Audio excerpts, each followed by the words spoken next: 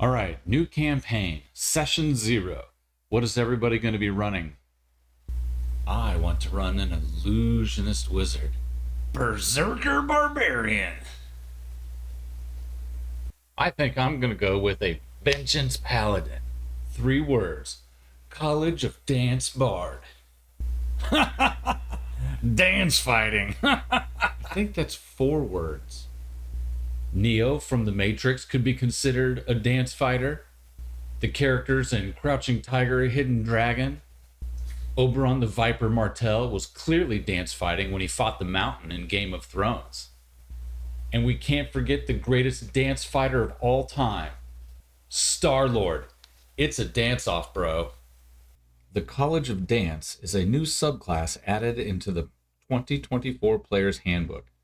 Bards of the College of Dance know that the words of creation can't be contained within speech or song. The words are uttered by the movements of celestial bodies that flow through the motions of the smallest creatures. These bards practice a way of being in harmony with the whirling cosmos that emphasizes agility, speed, and grace. The first thing that dance bards get is dazzling footwork. While you aren't wearing armor or wielding a shield, you gain the following benefits. Dance Virtuoso. You have advantage on any charisma performance check you make that involves you dancing. Unarmored Defense. Your base armor class equals 10 plus your dexterity and charisma modifier. Agile Strikes.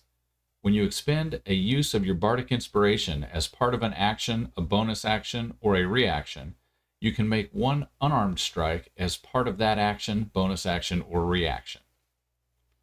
Bardic Damage. You can use dexterity instead of strength for the attack rolls of your unarmed strikes. When you deal damage with an unarmed strike, you can deal bludgeoning damage equal to a roll of your bardic inspiration die plus your dexterity modifier, instead of the strike's normal damage. This roll doesn't expend the die. Getting some armor class assistance from Unarmored Defense is a nice touch, but for a good portion of player characters, they will have a better AC with light armor and a shield. If you are in melee with the monsters, you could get some extra attacks from your Agile Strikes, especially if you have spells like Conjure Minor Elementals up and running to add extra damage to each of these attacks. Bardic Damage makes sure that those attacks do decent damage as well. Inspiring Movement. When an enemy you can see ends its turn within 5 feet of you, you can take a reaction and expend 1 use of your bardic inspiration to move up to half your speed. Then, 1 ally of your choice within 30 feet of you can also move up to half their speed using their reaction. None of this feature's movements provoke opportunity attacks. I often think of the Bard as a support character. You can certainly do good damage with the Bard, but they have a lot of spells and abilities that buff their allies or debuff their enemies. This ability is an excellent way to support your allies by moving endangered allies away from enemies with little danger. Tandem Footwork. When you roll initiative, you can expend 1 use of your bardic inspiration if you don't have the incapacitated condition. When you do so, roll your bardic inspiration die. You and each ally within 30 feet of you who can see or hear you gains a bonus to initiative equal to the number rolled. I've mentioned in other videos how important it can be to have your turn before the enemies have their turn. Wizards being able to drop powerful spells on groups of enemies before the 2 sides engage can be invaluable. Spells and abilities that can take someone out of the fight by incapacitating them can reduce the number of enemies that need to be dealt with. This ability can potentially move several of your allies ahead of the enemies, and this could be the difference between victory and defeat in a boss battle. Leading Evasion. When you are subjected to an effect that allows you to make a dexterity saving throw to take only half damage, you instead take no damage if you succeed on the saving throw and only half damage if you fail. If any creature within 5 feet of you are making the same dexterity saving throw, you can share this benefit with them for that save. You can't use this feature if you have the incapacitated condition. This is a great ability. It is similar to abilities that monks and rogues get, but better. Not only are you reducing the damage you take from the effect, but you can also reduce the damage that an ally would take with this ability. Yet another example of how well this subclass can help support their allies. So what feats would go well with this subclass?